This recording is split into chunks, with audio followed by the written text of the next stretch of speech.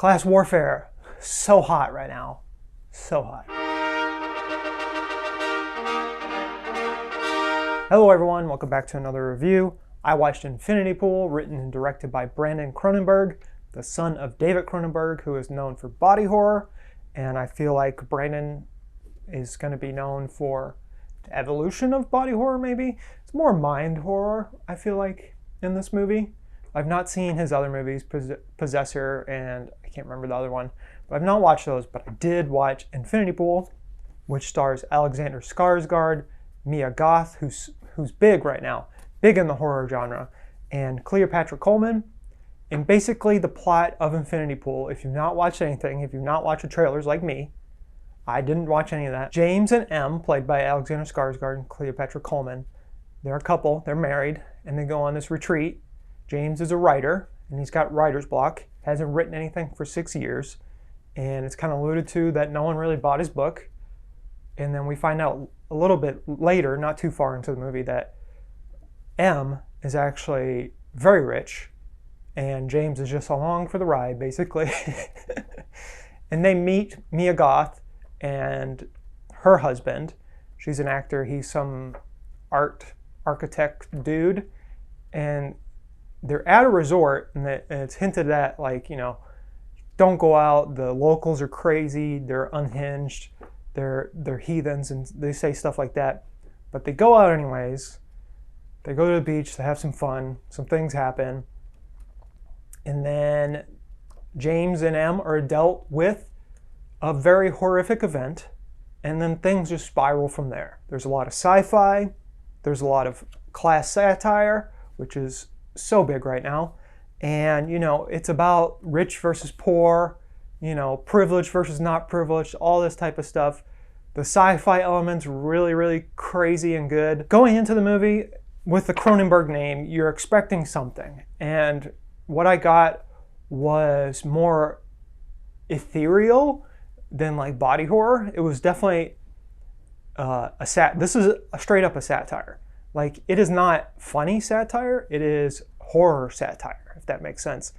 What Alexander Skarsgård goes through in this movie is quite interesting. And because he's juxtaposed, like, he has been, you know, he has gone into the rich lifestyle. So while he may not be rich, he is definitely this, like, unwilling participant in the decadent lifestyle of the rich. Because a lot of the ways it's a commentary about how, like, sometimes the rich are so rich they can do anything and we wouldn't even know. And that's partially true, but obviously this takes it a step further. It's a movie, obviously, and it's going to tell a fictional tale. And so the sci-fi element mixed with the class warfare type stuff makes it a really interesting watch.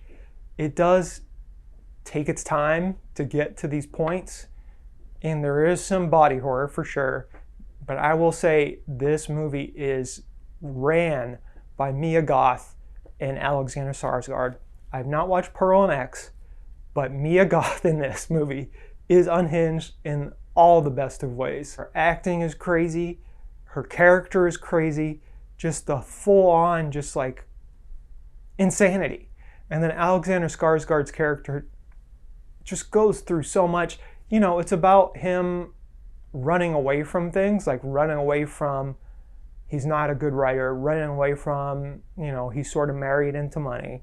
He's running away from a lot of things in this movie, and he's forced to confront that in this movie, while at the same time dealing with depravity and decadence and just the horrific nature of this group of rich people that he's met while he's on this retreat. It is a wild ride, and it's not one that I recommend to a lot of people. It's rated R. It is, you know, if you have photosensitivity, if you're sensitive to that stuff, don't go to this. There are a lot of flashing lights and images and stuff. But if you really like a trippy movie where just like crazy stuff is happening and it's compounding on top of each other, and if you've seen the trailers and you're hyped, I'll say it probably lives up to the trailers, but it's not as crazy as you think it is. It is not as inaccessible as, say, a Videodrome, which I love, but it is not for everybody.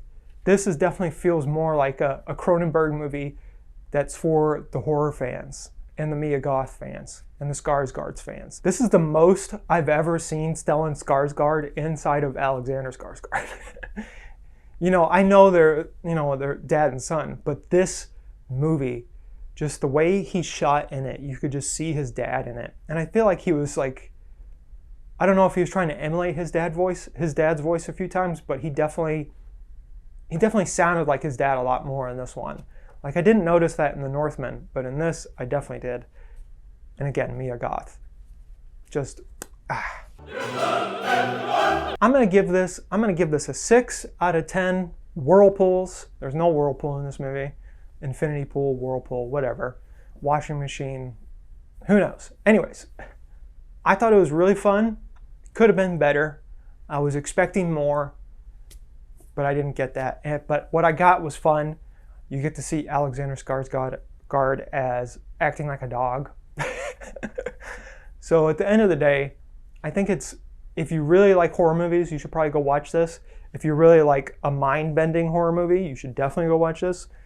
If you don't like any of that, if you don't like debauchery, if you don't like a lot of sex in your movies, if you don't like a lot of yelling, if you don't like class warfare movies, just don't go watch this one. But if you like The Menu, if you like Triangle of Sadness, I think you'll dig this.